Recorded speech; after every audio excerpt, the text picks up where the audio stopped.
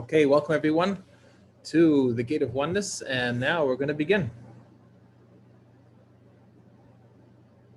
Okay, so we're in chapter 10, and since the beginning, we've been waiting eagerly to do Hisbainunos, to do Hasidic meditation, which is really about using the left brain and putting effort with the left brain in order to get to insight and higher than insight to get to the crown. There's all these nine levels.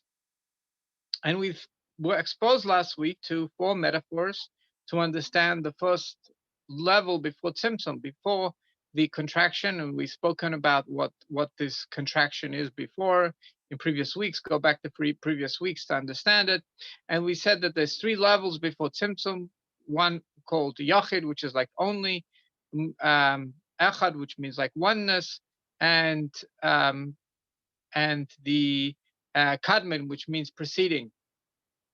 And we're using metaphor to understand what these 3 levels are. Specifically, last week, we started with 4 metaphor to understand what Yochid is all about, what this first level is all about, because there's a big advantage.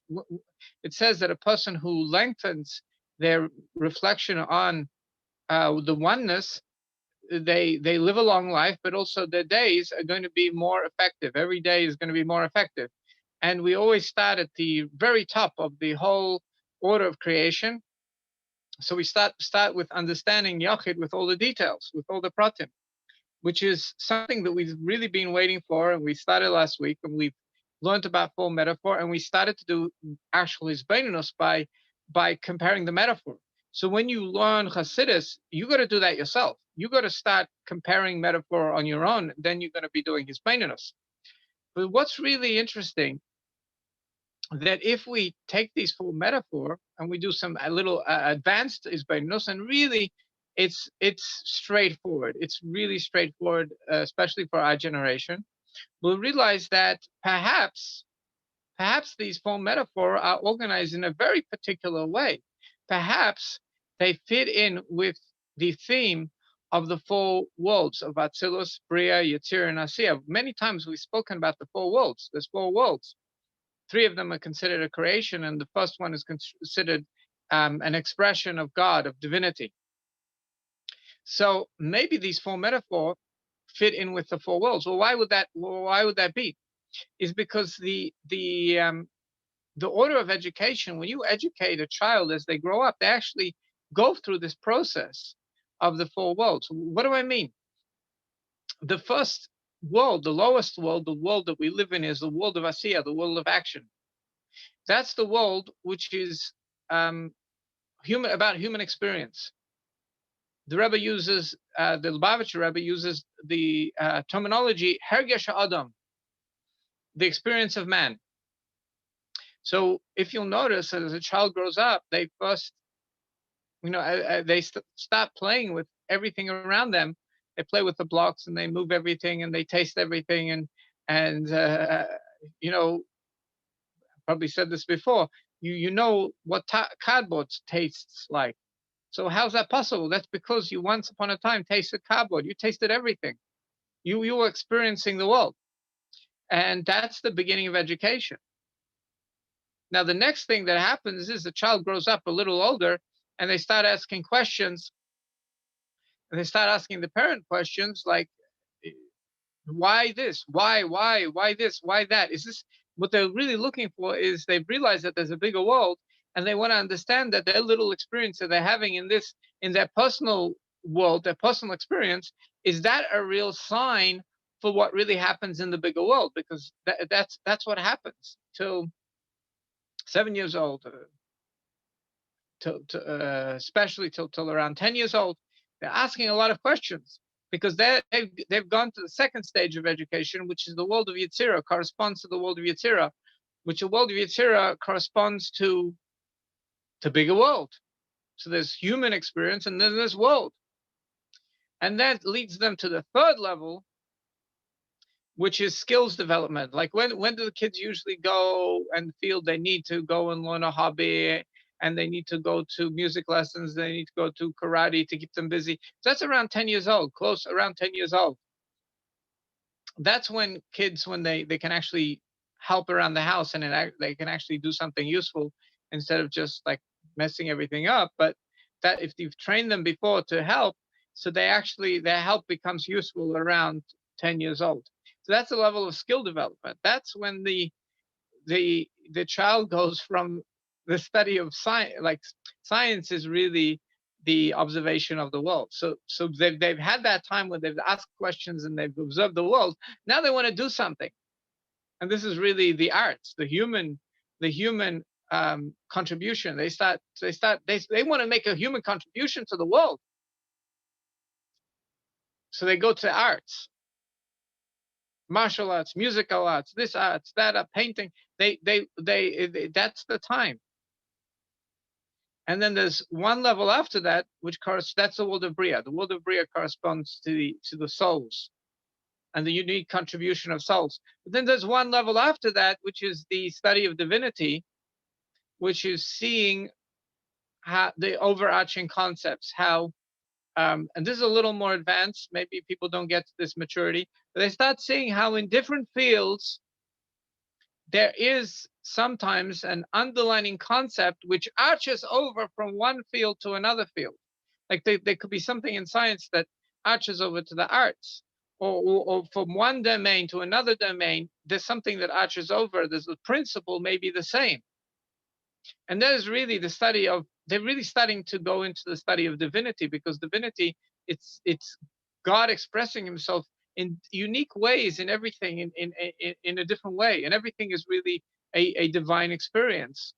So that's when a person, when they realize that, they cross over to the study or to the experience of divinity, which is the mini Atzilus, not the real Atzilus. We're speaking about the mini, the personal Atzilus in a person's life. That's that stage of development. Some people call that self-actualization. It's more than skills. It's really going way beyond and seeing the oneness behind the diversity of everything. Now, it could be that the metaphor that we've experienced last week, we would call that a metaphor that's mechuven. Everything is mechuven, means how would we say mechuven? Aligned.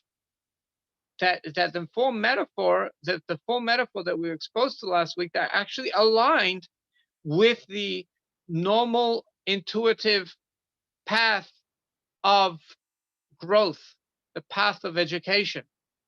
So if we know the 4 levels, we can see them, especially in the study of Hasidus, we can see them in the world around us. So let's take a chart. I wrote up a chart right before the class, and Rabbi Smith will put up the chart, and let's see if it actually makes sense, if it actually fits. So here we're going to start with the first column is the 4 worlds. Atzilus is the world of divinity. Bria is the creation. That corresponds to God's thoughts. Yetzirah is like God's words, audible words, which God spoke, and then with his words, the world becomes created. So everything is actually the word of God. Everything that you look around is really the word of God. God is speaking all the time. If he were to stop speaking, things would cease to exist. Just remember that you're really important, because everybody that exists is really important. And because if they weren't important, then why would God put the effort in speaking them? Because everybody is the word of God. Obviously, everybody in creation, everybody that's alive, has some sort of unique contribution. So that's Yetzirah. And then there's Asiya, is the implementation. This is where everything gets implemented, and we add the fact that we have the human experience. Everything gets put together into the human experience that we have. So, and like we spoke about before, that let's go upwards in the second column. So we start off with human experience. We experience everything. And then there's the sciences, and sciences, the way the Torah defines it, and I believe that real science is also defined that way. It's observation of the world in order to find out underlying ideas behind the world in order to be able to create something useful for humanity. So that's what science is all about. So that's a world of Yetzirah where we go from human experience to world, Olam. Now, the third level, Bria, is the arts, which is the observation of people and the skills, the contribution that people make. These are the thoughts of gods of the souls. Every soul contributes something unique from the divine. And our mission is to create a vessel, create the world, to make a vessel, be a vessel, a instrument for God to be comfortable with. And the next level is the overarching divine, the overarching concepts. Even though we have overarching concepts that overarch into many domains, yet there's this oneness in the creation behind them all. And it's really the study in Kabbalah. It's a study of Kabbalah. That's the study of the divine. There's 10 building blocks, which are the overarching concepts behind everything, and then there's the oneness behind them. So let's go to the 4 metaphors. If number 1, I didn't write them down because his brainless is not about, it's not about entertainment. It's not about spoon feeding information. It's about thinking, about you using your best powers of thought. So number one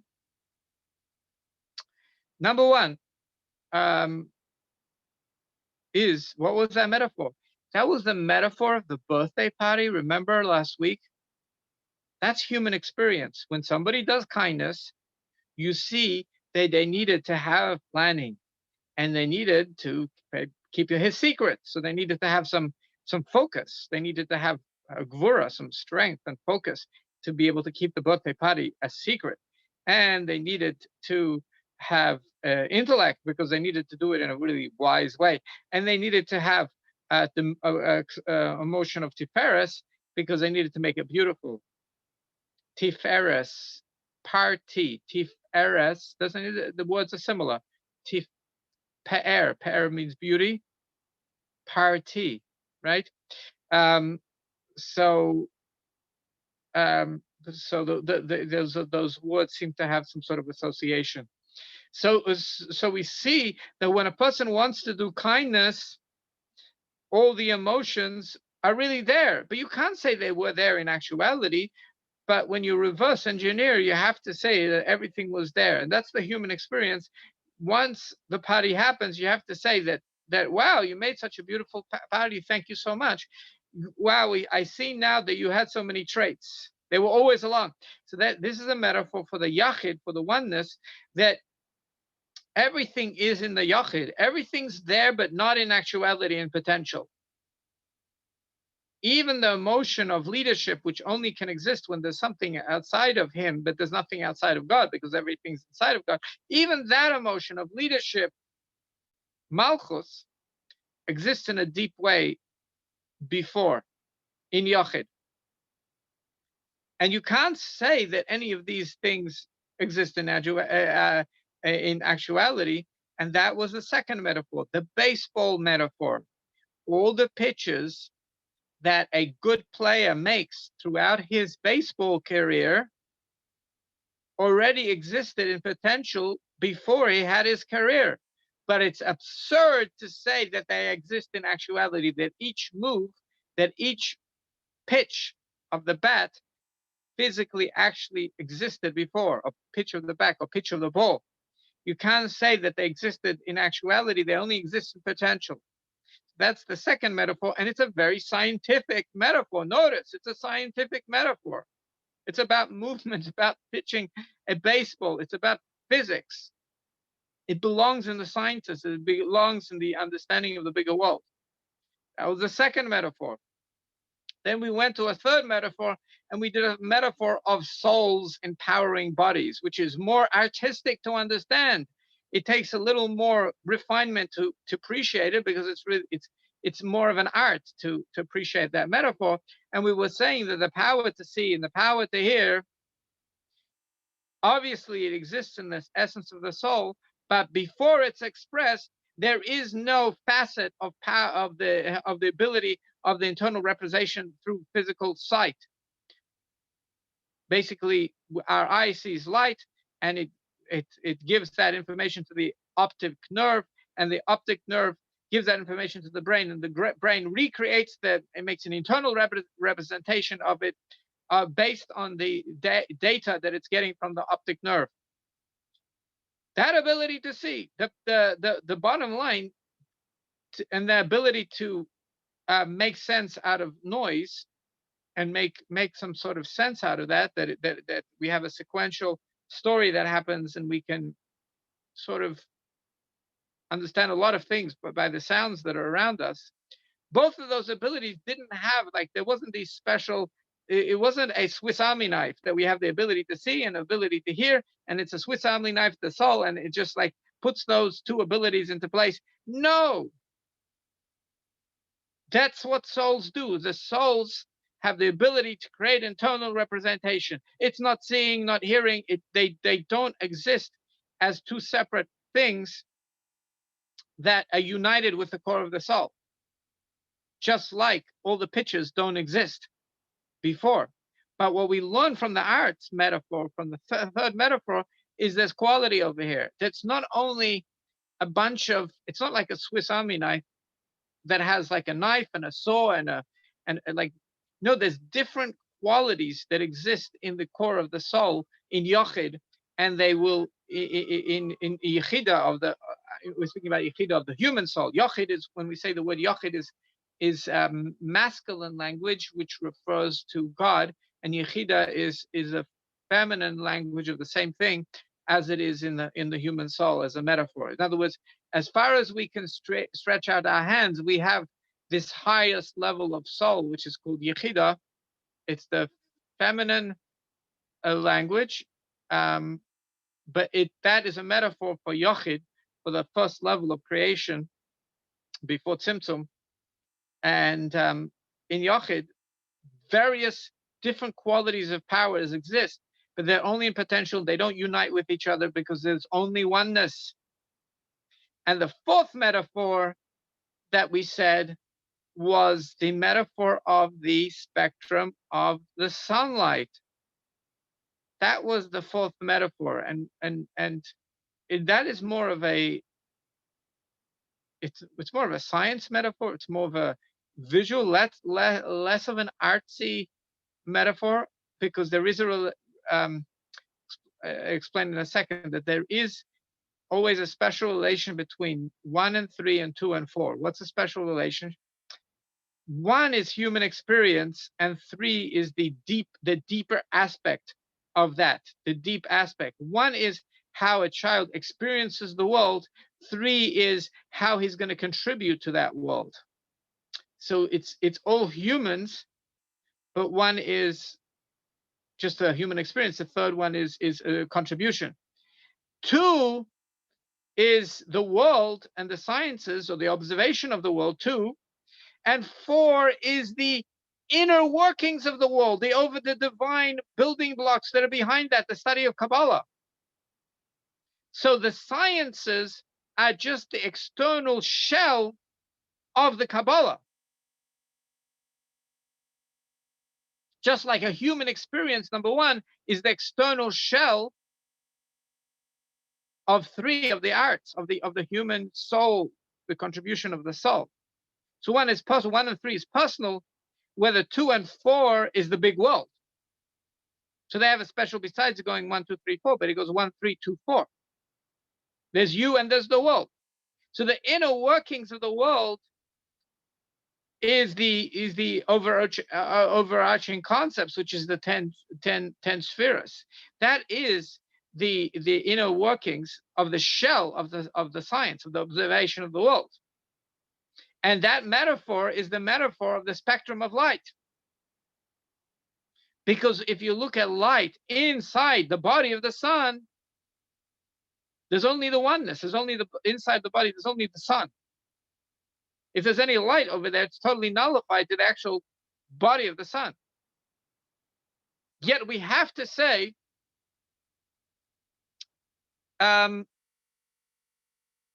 Yet we have to say that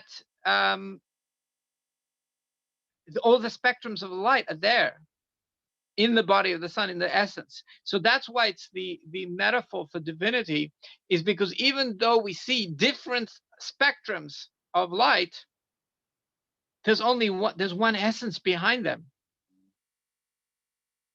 And that is the metaphor of the body of the sun. So that's the last metaphor that we experience. Now, this is something to memorize, because when you study Hasidus, these 4 themes will repeat themselves, and it's your hisbonenus to try and put them into the chart. You know, my teacher taught me hisbonenus. People have difficulty doing organized thought for reflection, and one of the ways you can be able to organize your thoughts is take a pen and write it down. Make charts. Write it down. And then if you make a chart, as you're doing that, in the process of writing down the chart, you are actually doing hisbonenus. It just happens automatically. That we don't really say in our culture, oh, I'm doing hisbonenus. We try Hasidus. Say we think Hasidus. Automatically, whatever's supposed to happen. We don't focus on, oh, I'm so, like, that would be like really self-centered. I am doing this. No, we're thinking Hasidus. We're making a chart. That's all. It's quite ordinary, down to earth. And whatever's supposed to happen is going to happen as we're trying to figure these things out and see if they fit into an organized chart, which we're doing right now. Rabbi Smith, we had a comment. I didn't fully read the comment. Are you able to read that comment to me? Or question? Yes, it says over here. And first of all, someone said, thank you. This chart is very helpful. Thank you.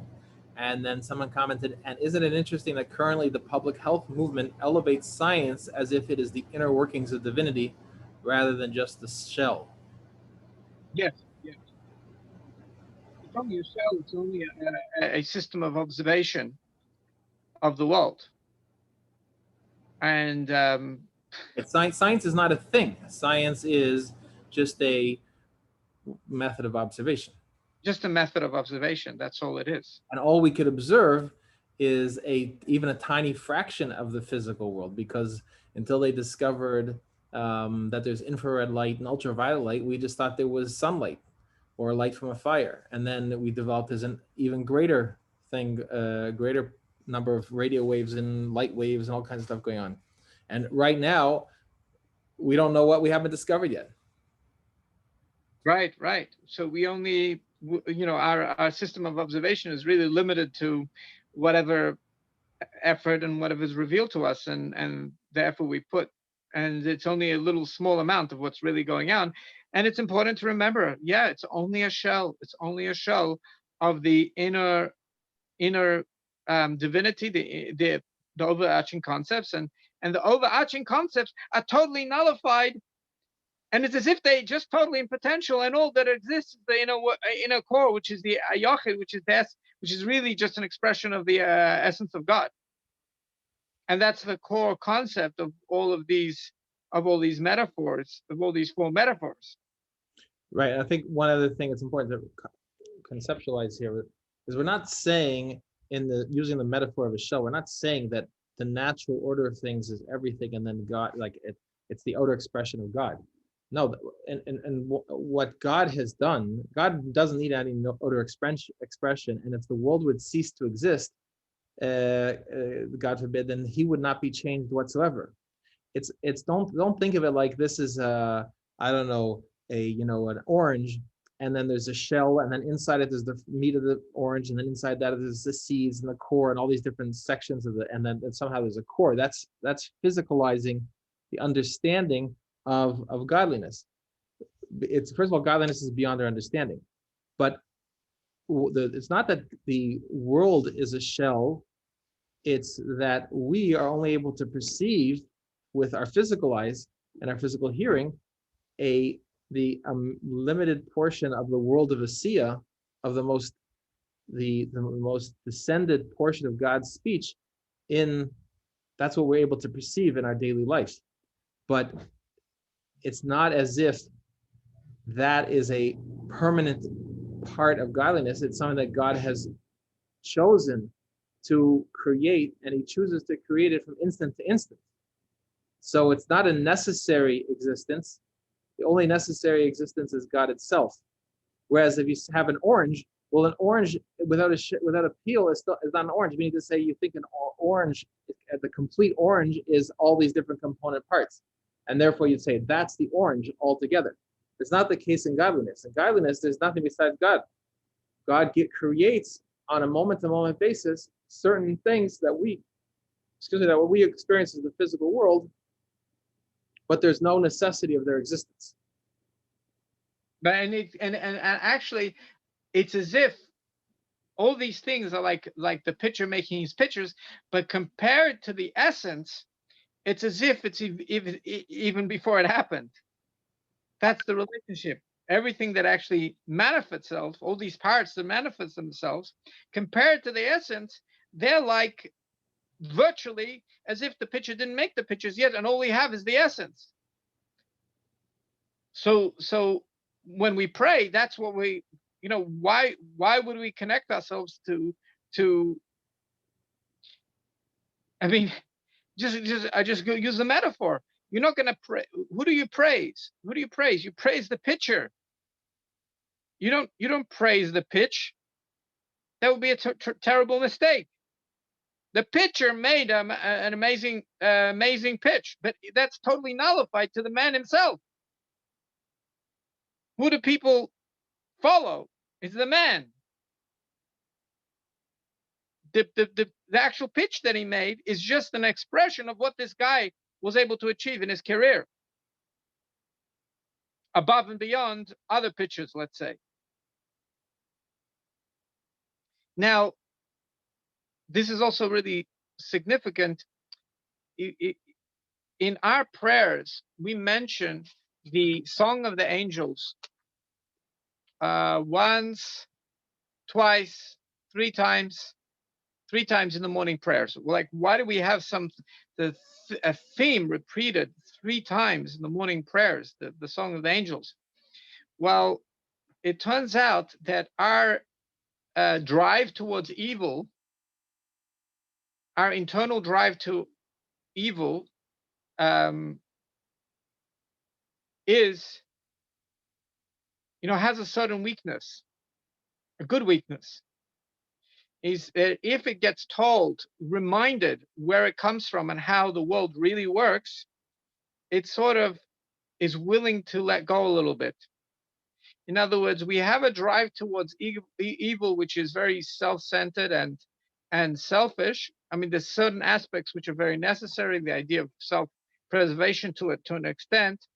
But then if we follow its advices, we are going to go, and it's going to lead us to exactly the opposite of self-preservation. It's going to lead to destruction. And one of the things that our soul is very sensitive to is if it gets reminded, right, 1 second, you evil inclination, some people call this the samach mem inside every person. There's a drive towards evil. You evil inclination, where you come from. You come from these angels that are singing and understand the inner workings of this whole system, and they're so excited about the inner workings of this whole system. They understand it better than humans, and they're singing to God all day, and they fit the system. They're not going to go. They automatically, because they understand the truth, they're going to fit in with the system, and they're not going to break the rules. And in fact, they're going to be just thankful the entire day for what they've been exposed to, the wonderful wonderfulness of creation that they've been exposed to. When we remind that to our evil inclination, it lets go a little bit and says, maybe I should also harmonize with the reality of creation, like the angels that I come from. Because that drive for evil inside us is really, it comes from even the lowest angels of Asiya, the ones that move the orbits. It's lower than them, and it comes from them, so it goes to its source. It's like, align yourself with your source, align yourself with the Iphanim angels, the circular angels, and it does that. It will align itself a little bit more. I mean, it will forget, animals forget, but it's going to align itself more when it's reminded. Just bring out a little thing that we've been seeing the last few days. One of the things that happens is that the boundaries that we set as humans, actually, our human soul is actually higher than the angels from the world of science. In other words, the angels that are assigned to implement the physics of the world, right? Physics, chemistry, right? Astronomy. The angels that are assigned to implement the physics of the world, they are actually on a lower level than our divine soul, because we see Bria, the world of souls, is higher than the world of angels, and that's because we have free choice. We're more flexible. They follow the system. They go by the book, and part of the rules are that if we do our job of using our best talents to follow God's rules, they have to acquiesce, and then they keep our rules. Now the problem is when we break boundaries set by the divine, unfortunately, that may create boundary problems in the world of the physics of the world of Yetzirah. Meaning to say that there are certain boundaries, like I have to have respect for my teacher. There's certain boundaries over there, right? God created us in different ways. There's certain boundaries between people and in families and relationships, and he created us. Now, when the humans try to break those boundaries and may say that there are no boundaries, divine created boundaries, so unfortunately that could cause a repercussion in the world of the sciences, that the water comes down in weird ways and doesn't keep to its boundaries. And one of the things what we could do, well, we don't have necessarily power to implement policies, but we definitely don't need to collaborate with people that break boundaries, and we can be meicha. Meicha means to say we don't approve of this, and then we can strengthen the boundaries and strengthen acts of goodness and kindness with proper boundaries to other human beings, and that will strengthen. Of course, that will make a mirror effect to the sciences, to the physics of the world, that the water should stay in the right place. There should be the right amount of water should come down in drops, not too much, not too little, in order to be effective. Just pointing that out because it's it's this week's theme of all the extra rain that we've seen throughout Europe, China. Today, was it Turkey today, right? We want it to keep its boundaries. It has to be in the right measure. So it comes from our behavior as humans to each other. Yeah. So now let's get back into the text, because we always learn text. We always want to remain faithful to text. We try not to make things up, right? So we should do his baininus to give our own contribution, but we know our contribution well. It's like in Hebrew we say b'derech hefsher. It's a possibility that we're correct, but the words are the words. So that is now we're up to the words v'nimtza. Now we're going back to, we did the 4 metaphors on Yochid, but we remember that there's 3 levels before Tzimtzum. 3 levels at the beginning of creation. So we just did 4 metaphors for Yochid now, but we have to remind us that there's 3 levels. Okay, v'nimtza gimel madrega zeh al zeh. There are 3 levels,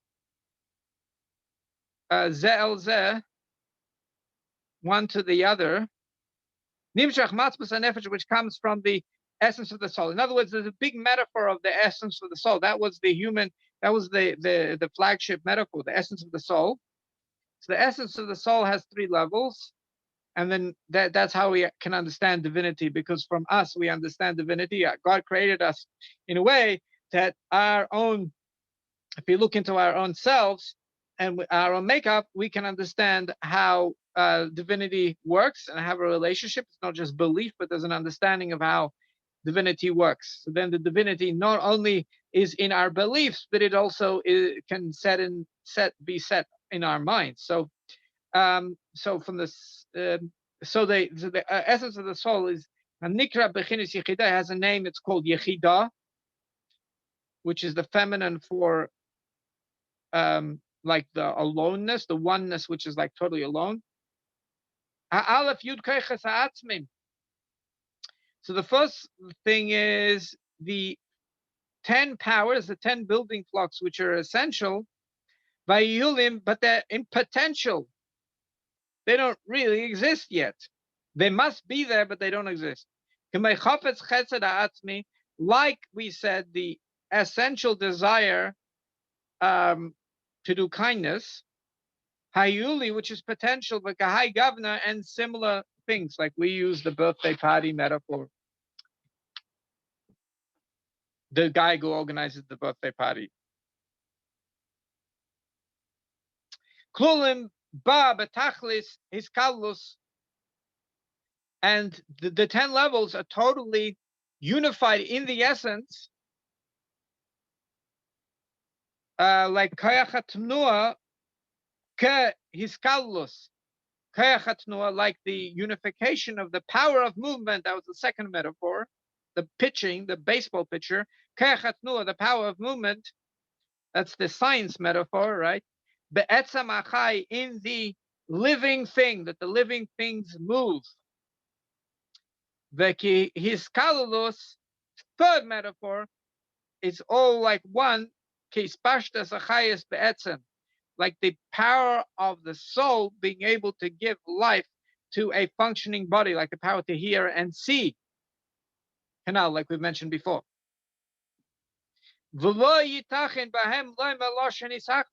However, at that point in time in we cannot use a definition of wording of unification, unification of parts, of different things separated together. It's not like there's different states, like different countries, and they all become one union. No.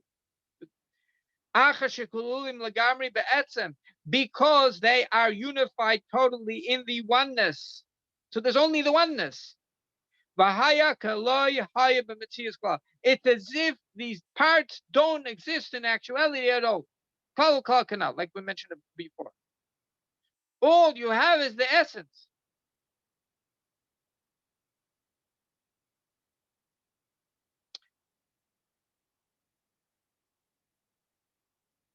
Vabes, the second level before Tzimtzum, Bechinas Hispashtus Yud Kaiches, Shemuchonim Love Bechinas Gilui. It's the 10 powers that are now ready to be activated, to become revealed. Like the desire, the essential desire, which is potential, Sheba Ledavar Chesed Bederach Prat, that comes to do kindness in a part, in a specific way. In other words, they're ready to go. Even before they come and down in actuality, it's only that in the future, Muchan, it is ready to go out to a part. Sham yitachen inyan heis achtus. Mekama pratim shabai. Over there, we can say the idea of unification from a number of parts in it. Chamai seichel umides. Like intellect and emotion. When it's ready to go, we can say a person has intellect and a person has emotion. Two things, then they're ready to be, they're ready to go and be implemented. Shechafetz chesed zen nimshach mahalomes hayuli haklali, that this desire is going out from the potential. Now let's explain. This is the 10 powers, but they haven't been measured yet. In other words, we know there's 10 building blocks, but each building block is unlimited. It's unlimited. It's only defined in its characteristic, but there's no, each one is unlimited. So that's the middle stage. Stage number 2 is now we have to say that there's 10 parts, but none of them have been implemented to do anything. They're total potential. Va'gimel, and then the third level, by the way, that's called echad. That's called, when we say echad, we refer to the second level. God is one, we refer to the second level. Va'gimel, and the third level is kitchen nimshach uba le'oisei davar prat. It's already that each one has been measured out. Right? It's like the paratroopers already ready to jump out of the airplane. Just it hasn't been actualized because something's holding it back. There's still something missing. Minia means it's held back. The preparation has been done totally completely. We've already measured. Not only do we know there's 10 building blocks, but we know how much of each building block we need. The only thing that's missing is that it needs to just come to be revealed, but Pel Mamish in actuality. The Hainu in the third level, this means sheer hate of a person would still use, it's a metaphor of a person already measured extremely well inside themselves, but derech plat in the parts, loisadava to that thing, shabal bepel mamish, that he's going to come to actually do in actuality. Vahainu, and this is the third level we called kadmain. We called it kadmain, which means the prior. Why? Shir ba'atzme bekaya choma shetzarach lavi bapel. He already measured in himself everything that needs to come into actuality. Kamay al derech dugma. Now we're giving metaphor for the third level. Canal. We're using the same metaphor. By the way, you'll notice we use the same metaphor again and again. We just bring out different aspects of the same metaphor. Okay. Maya derech dugma, for example, dugma is like a model. We'll give you a model. The power of movement, which was the second metaphor. It's going to come out in revelation, but davar prat in a specific way. Kamoi is pashtus achayis. Third metaphor, or like the spreading of life, lachiyas aguf, to give life to the body. Shemuchan latseis, that the soul is ready to go out into the body. Sheklulim sham beyichud klali kol achayis aprati. At that point in time, it's included in the soul every specific energy and exactly how much energy. Because apparently a soul has the power to give more life to more than one body. In fact, people have two bodies. I mean, that's what I understand from Kabbalah, is they have a second body called the Levush Dak. And that's what people use after they pass away. If they need to come back to do anything, they use the Levush Dak, they use the light body. And the light body basically is made out of any good deeds that they used in their life. When they use this physical body, use it for some good deeds. So those aspects of the matter, which was totally used out for good deeds, that stays with the soul.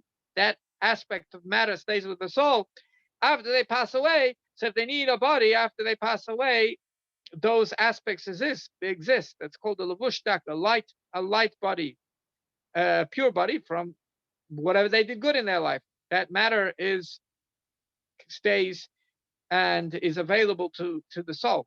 So it's 1 second. So right before the soul it gives life to the body, it's like the flashlight shines into the puppet, giving the energy before it comes in. It's already measured up exactly how much volts, how much energy every limb already it's been figured out. Because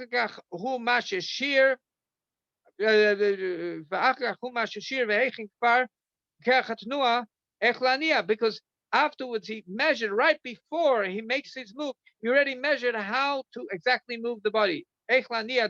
Specifically. The same thing in the third metaphor. The soul makes a measurement and figures out how much ruach hachaim, how much spirit of life do I need to be able to give life to this body that its faculties should function. It's already ready how much energy will go to that it needs to be able to actually give life to the body. Now he brings in a new metaphor which we haven't seen yet, just for the third level. Kamoi Kain, Dimion, so too he uses Dimion. We're going to use a Dimion. Imagine Koyach Hatzameach, the power of growth. Shemuchan Latzmiach, that it's ready to grow.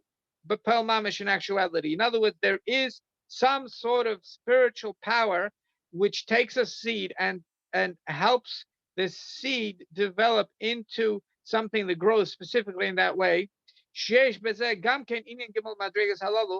There are 3 levels also in the power of growth when things grow from the ground.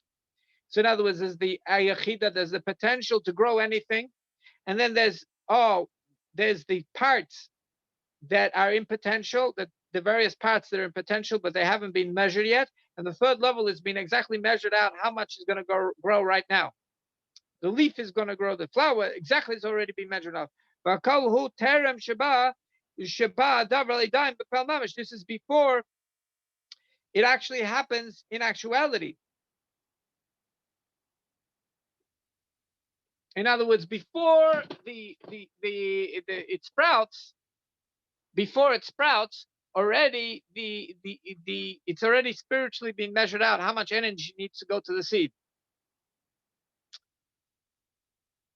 Before it happens in actuality, just like movement, before it becomes hanifal, before it actually becomes something physical in physics, hanifal, moving something, or spiritual soul energy. There's a third metaphor, corresponds to the world of Bria, before it comes into the matter of the body. Right before it goes into the matter of the body, gets measured out how much each limb is going to use, and the eye, how much energy it needs, what type of energy it needs, the ear, the brain, how much energy it needs. Shesham mishtane memuhus ruchni lamuhus geshem. What happens over there? It changes from a spiritual energy, unseeable. By the way, spirituality comes in grades, right? So the first level of spirituality would be like magnetics. It's not seeable, right? So, but it changes from something spiritual, the Mahuz Geshem, to something physical. Shibichinas Snua Gashmis. That's a physical movement where physical matter moves. V'chayes Gashmim, or physical life. There's now a physical vision, a physical hearing. V'kahai Gavna, and similar to this, Begeshem Atzmiach, like we explained in the metaphor of growth. The metaphor of growth is helping us to understand that there's three levels, and it brings out in a new idea, because the concept of growth, that the concept of growth didn't exist in the birthday party metaphor, in the picture metaphor, in the ability to see and hear, because it's all passive. The power of the metaphor, we're doing some isbaininus now, the power of the metaphor of growth, there's growth, there's a qualitative and quantitative change that happens, and that also is part of this idea of Yochid Echad and Kadmon, that there's a potential, then there's a building blocks are in potential, but at least we've established in Echad in the second level that there are building blocks in potential, and then there we measure out each building block how much we need in quality in on all levels, but it just hasn't hit the physicality, it hasn't hit the matter, and then there's a fourth level where this spiritual preparation actually gets united with the matter. What we need is this tzimtzum. We need that tzimtzum, which is the stained glass metaphor, that certain energies of spirituality need to be absorbed into themselves, and only certain things and allowed to become apparent, and then we can move into something physical, but golly, in a way that's visible. And haruchni, 1 second, begilui ze haruchni, when this spirituality now gets revealed into something concrete. But chila, 1 second. Also, before we need to create a tzimtzum. We need to create a contraction where where a lot of the energy gets absorbed into itself, in order that there should be something physical that will be revealed. Kedei in order they should come from something spiritual to something physical. Like we're going to explain, not in the next chapter, but the chapter afterwards. I just want to give we've done the 10th chapter, but really we are saying all the time that this is only the left brain activity, what we've been doing now, and the next chapter is the nimshal, is going to be the lesson from the metaphor, and that is where we can get this. Hopefully, we can get the spark of divinity is only when we go to insight. So next week we're going to leave the left brain, and we're going to do our best to learn the lesson from these metaphors, and hopefully that's going to give us some insight to what it really is, because we're only doing metaphor. We're we're making an internal representation of the real idea, but we're not really connected with the real idea till we go to the nimshal, till we go to the next chapter, which is the lesson. So yeah, that's it. Rabbi, any comments, Rabbi?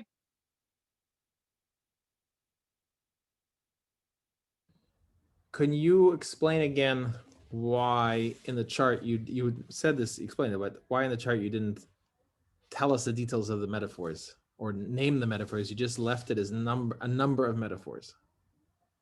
Yeah, because I didn't want to spoon feed, because then you wouldn't experience his bainos. You'd experience a presentation or entertainment, but that I'm not really giving you that experience unless you put some effort. Like, what was the first metaphor? What was the second? Unless you put that effort, then you're not experiencing his bainos. So you really need to write your own chart if you want to experience his bainos. There are people that when they pray, they actually keep a notebook next to them, and they write their little charts, and that is their hisbainos, because without writing a chart, the thinking may not be organized, and hisbainos is definitely organized thought. Okay. So that's why I left it open, because I didn't want to just put it up. So we have, they say homework. It's not that we have homework. We have life work. This is the work that we have to do to be fully alive. Is that what you're saying? Yes. Yes. Okay, wonderful. Anything else? Okay, I think the questions have been answered already. Okay, very good. So thank you. Then I'll pause the recording, and then we'll say a few words about the parsha. Absolutely.